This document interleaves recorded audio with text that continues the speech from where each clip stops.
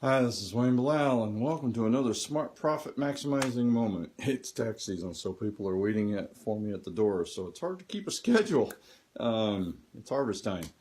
Anyways, today we're going to talk about the 10 secrets to massively increasing your sales and profits. There really are more than that, but these are the 10 that tend to be the ones that work fine. I told you things were going a little crazy here. There we go. All right. Anyways, my name is Wayne Bilal. I'm the founder of my own local CPA firm. Been in business since 1991, helping thousands of small business owners. Started working in public accounting while I was in college in the mid to late 70s. Passed the CPA exam 40 years ago. So I've been doing this a long, long time. Our firm specializes in really three things: tax returns, which we're in the middle of that time right now. Doing tax returns in as good a possible way as to help the business owner pay what's legally allowed and to not draw attention. Tax planning, which means being proactive, not just reactive, not just working on last year's history, but being proactive, legally saving our clients $4.3 million, a little over that in the last 3 years. And then the third thing we do is why we're doing these videos, which is to help our business owners make more money. All right.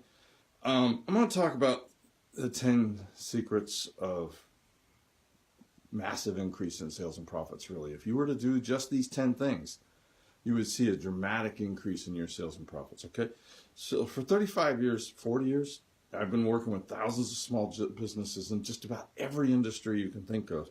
This has allowed me to learn what most profitable business owners do in order to be successful. Plus, I'm a lifetime learner. I pay attention, I read, I watch, okay?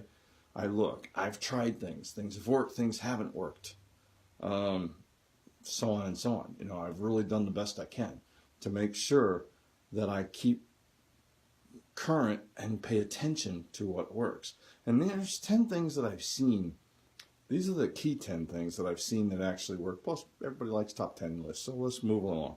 So number one, I stole this one from Dan Kennedy. See what the crowd's doing and do the opposite. Think outside of the box. Dan Kennedy's argument is an excellent one, actually.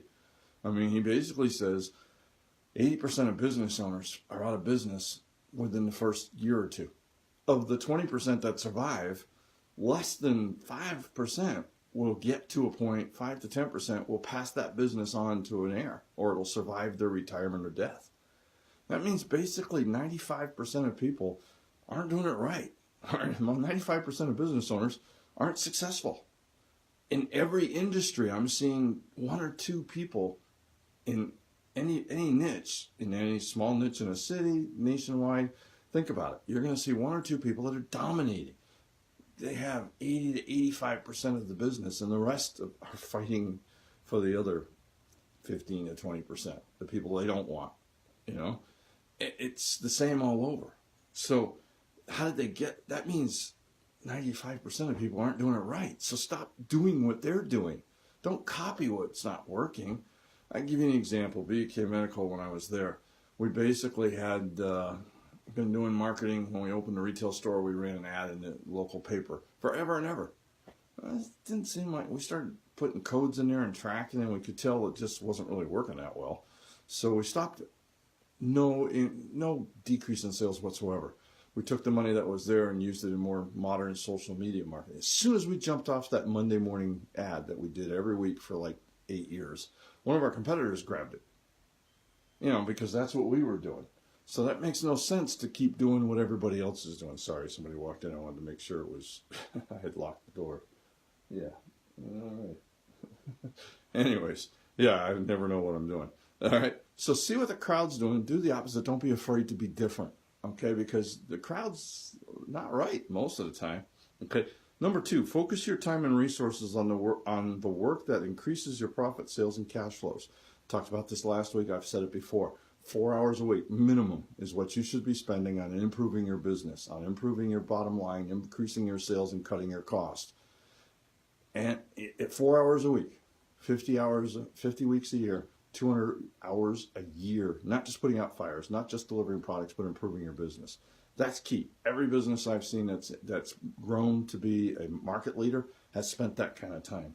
3, manage and improve every step of the sales process. Nothing is an accident.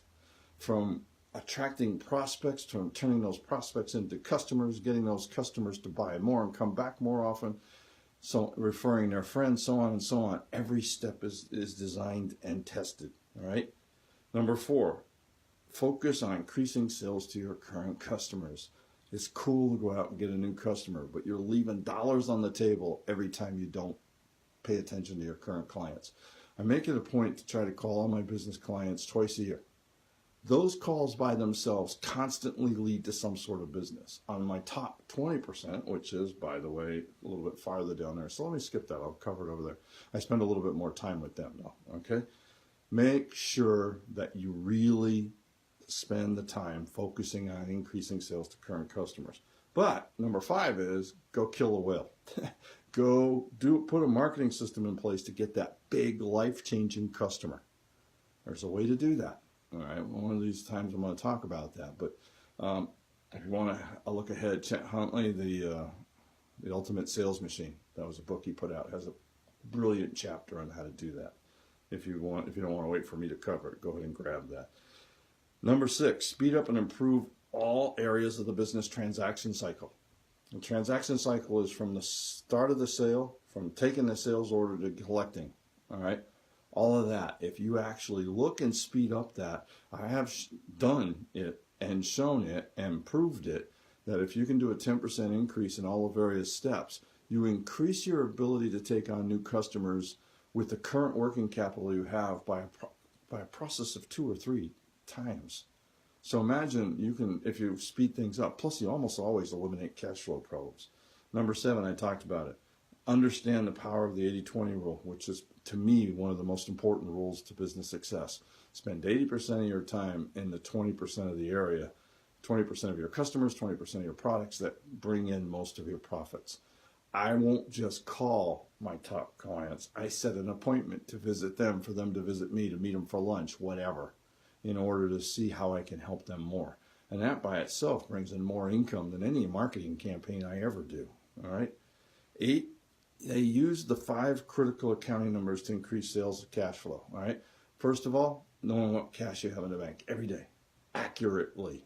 All right. Number 2, knowing who owes you money. Good accounts receivable reports. Number 3, knowing who you owe. All right. Number 4, sales reports that are showing you who's buying from you and what products and items are selling. And number 5, are you making money? What's your bottom line? Because that's the only measurement that counts. All right. 8, number 9, they close the following 3 black holes in their sales systems. Okay. They've done all the work of getting new clients in and doing everything, but they make sure that they close the black holes that are draining their sales system. Jim Palmer calls it the bucket. Plugging the holes in the bucket. These 3 areas are lost traffic or prospects. In other words, prospects that you've done a lot of marketing and advertising to, but you don't get them to make that final step. Lost leads and lost customers.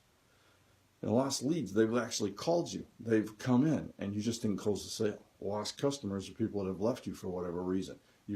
Successful companies address all 3 of those and make sure they improve them. Number 10, I talked about this at the beginning, they're lifetime learners. The difference between my most successful business owners and my the ones that are just surviving or hanging on or making us a decent living is the ones that are successful are lifetime learners. They're always looking for that small improvement. They'll go to a seminar that might be totally useless to them and pull one nugget that makes a big difference. They don't run it alone. I have 2 coaches that are helping me right now. If you don't have any, why? Okay.